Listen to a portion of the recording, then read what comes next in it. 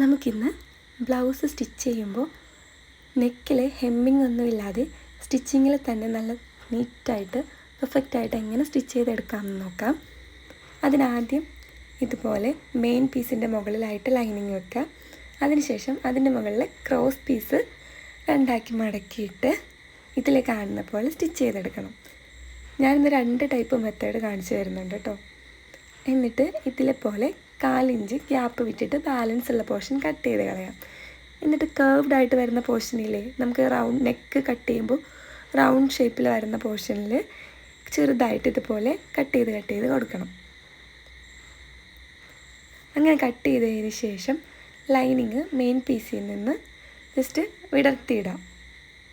ഇതുപോലെ വിടർത്തിയിട്ടിട്ട് നമ്മുടെ ക്രോസ് പീസിൻ്റെ അരിക് ചേർത്ത് ലൈനിങ്ങിലൂടെ ഇതുപോലെ സ്റ്റിച്ച് ചെയ്തെടുക്കണം. ഇങ്ങനെ സ്റ്റിച്ച് ചെയ്യുമ്പോൾ നമ്മുടെ ക്രോസ് പീസ് ലൈനിങ്ങിൻ്റെ മെയിൻ പീസിൻ്റെ സെൻറ്ററിലായിട്ട്, അതായത് ഇടയിലായിട്ടായിരിക്കും വരുന്നത്. എന്നിട്ട് അയൺ ചെയ്ത് കൊടുക്കുമ്പോൾ നല്ല സൂപ്പറായിട്ടുള്ള നെക്ക് കിട്ടും കേട്ടോ. ഞാനിന്ന് 2 മെത്തേഡ് കാണിച്ചു തരുന്നുണ്ട്. ഇതിൻ്റെ ബാക്കിൽ ചെയ്യുന്നത് വേറെ ടൈപ്പിലാണ്.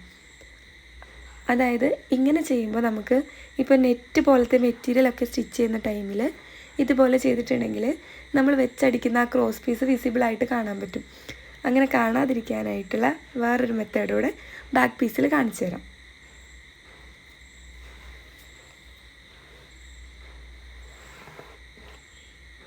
ഈ മെത്തേഡ് നമുക്ക് ഇച്ചിരി കട്ടിയുള്ള മെറ്റീരിയലുകളിലായിരിക്കും കുറച്ചും കൂടെ നല്ലത് കേട്ടോ.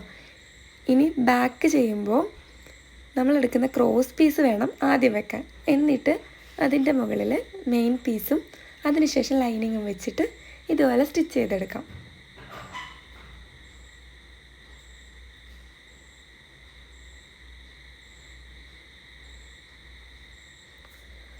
ആദ്യം കാണിച്ച പോലെ തന്നെ ഒരു 1/4 ഇഞ്ച് ഗ്യാപ്പ് കൊടുത്തിട്ട് ബാലൻസ് ഉള്ള പോർഷൻസ് കട്ട് ചെയ്ത് കളഞ്ഞിട്ട് കർവ്ഡായിട്ട് വരുന്ന പോർഷൻസ് കട്ട് ചെയ്ത് കൊടുക്കണം.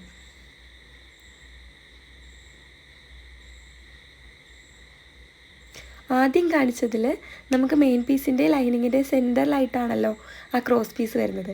ഇതിൽ പക്ഷേ ലൈനിങ്ങിൻ്റെ ബാക്കിലായിട്ടായിരിക്കും, അതായത് മെയിൻ പീസ് വന്നിട്ട് ലൈനിങ് വന്നിട്ട് അതിൻ്റെ ബാക്കിലായിട്ടായിരിക്കും നമ്മുടെ ഈ ക്രോസ് പീസ് വരുന്നത്. ലൈനിങ്ങിനോട് ചേർത്ത് ഇതുപോലെ ക്രോസ് പീസ് അരികെ ചേർത്ത് സ്റ്റിച്ച് ചെയ്തെടുക്കണം. എന്നിട്ട് അത് ജസ്റ്റ് മടക്കി വെച്ചിട്ട് ഇതുപോലെ അയൺ ചെയ്ത് കൊടുക്കാം.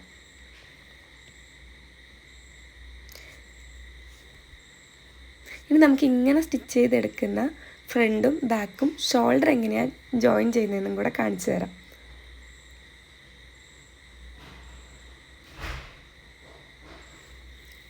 ബാക്ക് പീസിൻ്റെ ഫ്രണ്ട് പീസിൻ്റെ നല്ല വശങ്ങൾ രണ്ടും ഇതുപോലെ ചേർത്ത് വെച്ചിട്ട് ഫ്രണ്ട് പീസിൻ്റെ ലൈനിങ് ഇതുപോലെ ബാക്കിലേക്ക് എടുത്ത് വെക്കാം.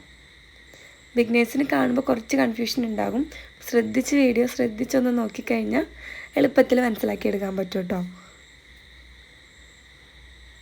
എന്നിട്ട് ഇതുപോലെ സ്റ്റിച്ച് ചെയ്ത് കഴിഞ്ഞിട്ട് ഒന്ന് ഫോൾഡ് ചെയ്തിട്ട് കഴിയുമ്പോൾ നല്ല നീറ്റായിട്ട് പെർഫെക്റ്റായിട്ട് ഷോൾഡർ ഫിനിഷിങ് ചെയ്ത് കിട്ടും.